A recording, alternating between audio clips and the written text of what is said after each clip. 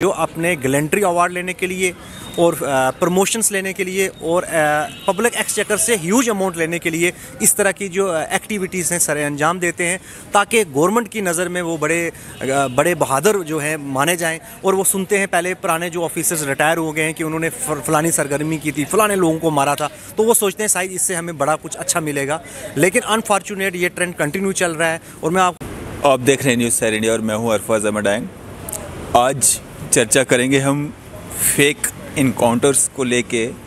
Fake encounters का चलन जो है जम्मू कश्मीर में कोई नया नहीं है, काफ़ी अरसे से चलता आ रहा है। काफ़ी सारी शिकायतें आती हैं, काफ़ी सारे ऐसे इश्यूज सामने आते हैं जहाँ पे बाद में पता चलता है कि ये जो इनकाउंटर किया गया था ये कहीं ना कहीं फेक इनकाउंटर है और उसमें इनोसेंट जो युवा होते हैं वो कहीं ना कहीं अपनी जानें जो हैं वो गंवाते हैं। और काफ़ी बार जो है एडमिनिस्ट्रेशन ने इस चीज़ को माना भी है।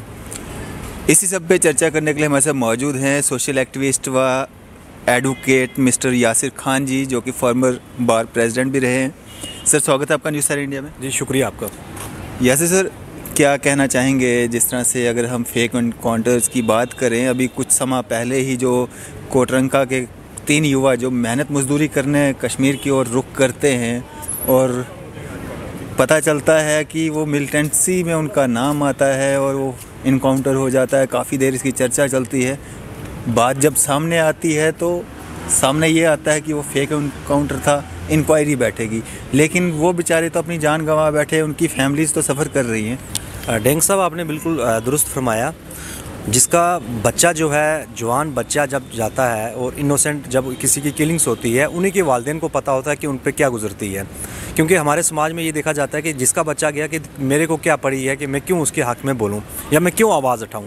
लेकिन कल एक बच्चा किसी का है, कल दूसरे का बच्चा हो सकता है, हमारा भी हो सकता है, किसी का भाई हो सकता है, किसी की बहन हो सकती है। बड़ी बदकिस्मती है। लेकिन ये जो ट्रेंड चला आ रहा है ये आज से नहीं, बहुत पहले इंडिया में है। लेकिन खुसूसन जो जम्मू कश्मीर में अगर देखा जाए तो यहाँ पर 87 से ये जो है देखने को मिल रहा है फेक इनकाउंटर ट्रेंड्स का। इसकी वजह जो हमने देखी है, जो सबसे बड़ी बदकिस्मती, सबसे पहले तो हम कंडम करेंगे जो फेक इनकाउंटर हुआ, जो उनके वालिदैन का मुतालबा है कि इसकी फेयर इन्वेस्टिगेशन की जाए, जुडिशल प्रूव किया जाए। हम मुतालबा करेंगे कि वाकई उनको इंसाफ मिलना चाहिए, उन लोगों को जो है सख्त से सख्त रिगरस इम्प्रिजनमेंट मिलनी चाहिए, उनको नौकरी से टर्मिनेट किया जाना चाहिए, तभी जाके उनके साथ इंसाफ होगा। लेकिन जो उन वालिदैन ने अपना जवान बच्चा खोया, शायद उनके कोई जो है आंसू पहुंचने वाला नहीं है, तो ना ही कोई उन तक पहुंच सकता है, ना कोई उनको हीलिंग टच दे सकता है। अनफॉर्चुनेट हमारे कुछ समाज में, हालांकि पुलिस एक इंस्टीट्यूशन है, आर्मी एक इंस्टीट्यूशन है, या दूसरी सिक्योरिटी फोर्सेस के इंस्टीट्यूशन है, हम पूरे इंस्टीट्यूशन को बात नहीं करेंगे। इंस्टीट्यूशन में कोई सभी लोग एक जैसे नहीं होते हैं, लेकिन उसमें कुछ चंद अशखास ऐसे होते हैं जो अपने गैलेंट्री अवार्ड लेने के लिए और प्रमोशंस लेने के लिए और पब्लिक एक्सचेकर से ह्यूज अमाउंट लेने के लिए इस तरह की जो एक्टिविटीज़ हैं सर अंजाम देते हैं, ताकि गवर्नमेंट की नज़र में वो बड़े बहादुर जो हैं माने जाएं। और वो सुनते हैं पहले पुराने जो ऑफिसर्स रिटायर हो गए हैं कि उन्होंने फ़लानी सरगर्मी की थी, फ़लाने लोगों को मारा था, तो वो सोचते हैं शायद इससे हमें बड़ा कुछ अच्छा मिलेगा। लेकिन अनफॉर्चुनेट ये ट्रेंड कंटिन्यू चल रहा है। और मैं आपको एक जिक्र बता दूँ कि 2012 में एक फेक इनकाउंटर हुआ था सुरन कोट में। उस फेक इनकाउंटर में क्या हुआ था कि रजौरी से एक शख्स था, वो मेंटली इनसेन था, तो उसको वहाँ से हटा के जब उसको फेक इनकाउंटर किया गया, तो उस वक्त क्या हुआ कि वहाँ के जो बीएमओ थे, मेडिकल जो टीम थी, उन्होंने पोस्टमार्टम किया, उसका सर्कमसिशन नहीं हुआ था, यानी कि उसका खुतना नहीं हुआ था। तो मुझे जब पता चला तो उन्होंने बीएमओ साहब जो कंसर्न थे, उन्होंने कहा कि हम आपको असिस्ट करेंगे। लेकिन मैंने उसमें उसके कंसर्निंग एक लेटर भी लिखा जो मेरे पास अभी मौजूद भी है कि इस फेक इनकाउंटर को CBI प्रोब करवाई जाए और जो इसमें लोग मुलव्वस हैं उनको एक्सपोज किया जाए, क्योंकि उसकी आखिरी जो मज़हब की रस्में थी वो भी अदा नहीं करने की बदकिस्मती से। तो बाद में क्या हुआ कि जो मेडिकल बोर्ड वाली जो टीम थी, उन्होंने रिपोर्ट कुछ और बना दी, क्योंकि सिस्टम के साथ जुड़े हुए थे, मजबूरी थी, जो भी था। लेकिन अनफॉर्चुनेट आपने देखा कि रजौरी में अभी कुछ अरसा पहले ही 3 लोगों की जो है मजदूरी करने के लिए शफियान गए, उनका भी फेक इनकाउंटर हुआ। खैर, अब उनको जस्टिस जो है वो डिलीवर हुआ है, कह रहे हैं कि उनको जो है सज़ा दी जाएगी। तो हमारा यही मुतालबा है कि ये जो लोग फेक इनकाउंटर कर रहे हैं, ये पब्लिक एक्सचेकर, यानी कि public exchequer government of India का जो पैसा आता है उसके लिए ग्रांट्स आती है रिगार्डिंग सिक्योरिटी इशूज़, ये यहाँ पर अमन नहीं होने देते। इनको पता है जितनी एक्टिविटीज़ चलेंगी इनके अकाउंट्स में उतना ही पैसा आता रहेगा। लेकिन मैं इनसे ये कहना चाहूँगा कि आपसे जो पहले लोग थे जो रिटायर हो चुके हैं 90 के बाद, अब 2010 में, 95 में, जिन्होंने ये एक्टिविटीज़ जो इस तरह के क्राइम में जो मुलव्वस थे, आप उनकी आज भी हालत देखें, क्या वो सेटिस्फाइड हैं? क्या वो पुरस्कून ज़िंदगी गुजार रहे हैं, तो आप उनसे सीख लें। तो आप उनको फॉलो नहीं करें, फॉलो उस चीज़ को करें जो समाज में अमन हो, लोग खुशहाल हों।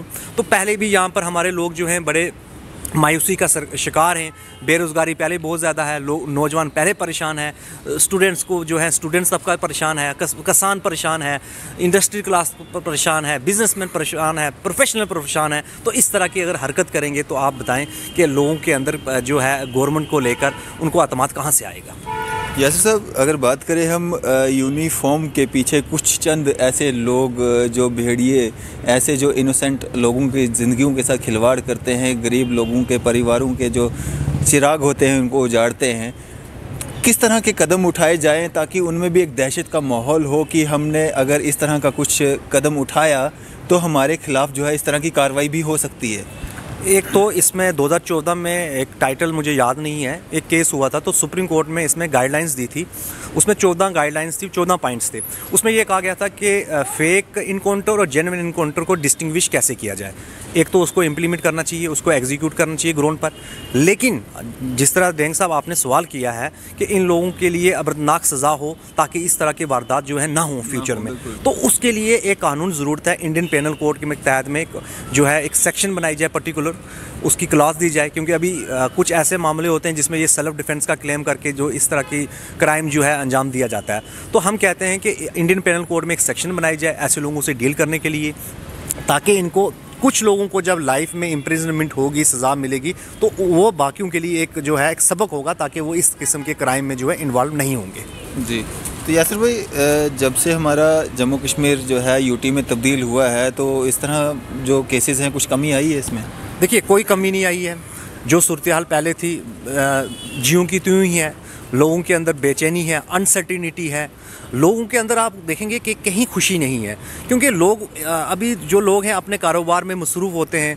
एक चीज़ होती है, कभी दूसरी एक्टिविटी स्टार्ट हो जाती है, कभी दूसरी को आप देखें पहले कोई एक्टिविटीज़ होती है, कभी गवर्नमेंट की भी इसी तरह डाइवर्ट करती है, कभी दूसरी तरफ डाइवर्ट करती है। लोगों के अंदर पिछले 1 साल से देखा है कि अनसर्टिनिटी और गैर यकीनी सूरत हाल पैदा हुई है, एक बेचैनी सी, एक मायूसी सी, एक नाउमीदी सी। तो इन सब चीज़ों को ख़त्म करने के लिए मुझे लगता है गवर्नमेंट को चाहिए बड़े इक़दामात उठाना, पब्लिक कॉन्फिडेंस बिल्ड करना, और इस तरह के जो वारदात हैं, ये जो फर्जी इनकाउंटर्स हैं, इन लोगों को कड़ी से कड़ी सज़ा दी जाए, ताकि लोगों का पब्लिक कॉन्फिडेंस जो है बहाल हो। और जो ये अभी रिसेंटली जो कश्मीर में हुआ है, इसको जितने कड़े लफ्ज़ों में इसकी मजम्मत की जाए कम है। हमारे पास वो अल्फाज नहीं है, क्योंकि जिसका बेटा खोया है ना, वो उसी को पता है, उसकी माँ को पता है इसका दर्द क्या है, या उसके वालिद को पता है उसका दर्द क्या है, उसका और दूसरा शख्स कोई नहीं जान सकता। लेकिन मैं अपने जम्मू कश्मीर की आवाम को कहूँगा कि जब फेक इनकाउंटर इस तरह के होते हैं, आप सबको सामने आना चाहिए और ऐसे परिवारों को सपोर्ट करनी चाहिए। कल उनका बेटा है, कल हमारा हो सकता है, किसी का और का हो सकता है। तो ताकि इस तरह के जो क्राइम, जो जराइम पेशा लोग जो डिपार्टमेंट्स के अंदर चंद अशखास हैं, ये बहुत बड़ी तादाद में नहीं है, ये चंद अशखास हैं, इनको एक्सपोज किया जाए और इनको रोका जाए, ताकि ये इस तरह का किसी का नाहक किसी की जान ना जाए। और एक चीज़ मैं इन लोगों को कहना चाहूँगा जिनका ये माइंड जो मनसेरिया, जिनके अंदर ये क्राइम करने का है, जो खास तौर पर ऐसे एलिमेंट्स हैं, उनको कहूँगा भाई ज़िंदगी बड़ी आर्जी है। आपने भी यहाँ पर कोई 100 साल 200 साल का कंट्रैक्ट लिया नहीं है, आपको खुद अपनी गारंटी नहीं है। तो इस तरह ना मत करें, अपनी सोल को सेटिस्फाई करें, ना कि इस तरह के क्राइम करें जिससे आपकी आखिरत भी ख़राब हो, और जो प्रेजेंट है वो भी, आपके बच्चे भी कभी सेटिस्फाई नहीं होंगे। वो भी आप देख लें, जो आपसे पुराने ऑफिसर रिटायर हुए, जो उन्होंने अंजाम दिए थे, वो भी देख लें आजकल क्या है। कम से कम उनसे लेसन ज़रूर सीखना चाहिए। जी, शुक्रिया सर हमारे साथ बातचीत करने के लिए, अपना कीमती समय देने के लिए। Thank you very much. तो ये थे हमारे साथ एडवोकेट मिस्टर यासिर खान साहब, जिन्होंने अपने यूज़ हमारे साथ साझा किए फेक इनकाउंटर्स को लेके। मैं अरफाज अहमद, कैमरामैन शाहनवाज के साथ।